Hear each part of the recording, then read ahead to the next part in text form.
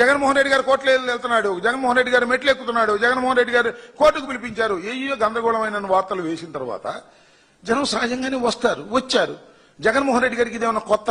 నీ కొత్త, నాకు కొత్త? జగన్మోహన్ రెడ్డి గారు ఎక్కడికి వెళ్తే అక్కడ ఒక ఏమన్నా పరామర్శించడానికి వెళ్తే జగన్మోహన్ రెడ్డి గారి దగ్గరికి జనం వస్తున్నారు, కోర్టుకు వెళ్తే జగన్మోహన్ రెడ్డి గారి దగ్గరికి జనం వస్తున్నారు. మేమేం చేయాలని అడుగుతా ఉన్నా. మేమన్నా బల ప్రదర్శన కోసం ఇక్కడ లారీలతో తోలేవా?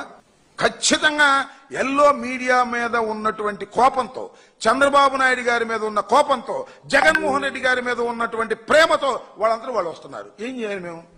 పోలీసు బందోబస్తు పెట్టారు కదా, బేగంపేట విమానాశ్రయం దగ్గర పోలీసు బందోబస్తు పెట్టారు, న్యాయస్థానం దగ్గర కోర్టు దగ్గర పోలీసు బందోబస్తు పెట్టారు.